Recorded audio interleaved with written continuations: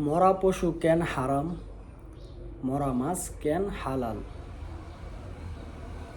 বিজ্ঞান বলে ইসলাম পাইল কি? দুটোই মরা, একটাকে হারাম বলল, একটাকে হালাল বলল। কারণ কি? এ নিয়ে বিজ্ঞান গবেষণা শুরু করে দিল। গবেষণা করে যা পেল সেটা শুনলে আপনিও অবাক হয়ে যাবেন। আমরা সর্বদা অক্সিজেন গ্রহণ করি এবং কার্বন ডাই অক্সাইড ত্যাগ করি।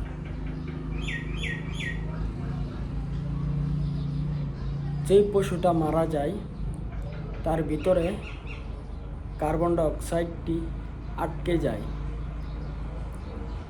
এটি অনেক বিষাক্ত জিনিস। সেই কার্বন ডাই অক্সাইডটি বের হতে পারে না, এই জন্যই গোস্তের মধ্যে লেগে সেই গোস্তটা বিষাক্ত হয়ে যায়। সেই বিষাক্ত গোস্তটা খেলে ক্যান্সার থেকে নিয়ে ইত্যাদি বড় বড় রোগে আক্রান্ত হয় মানুষ।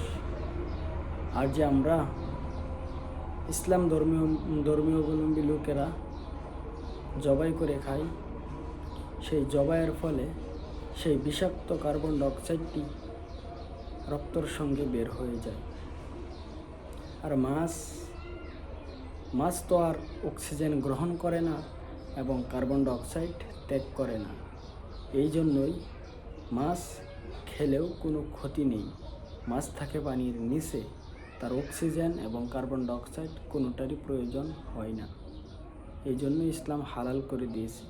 যেটাতে ক্ষতি রয়েছে সেটা ইসলাম হারাম করে দিয়েছে, যেটাতে ক্ষতি নেই সেটাই হালাল করে দিয়েছে।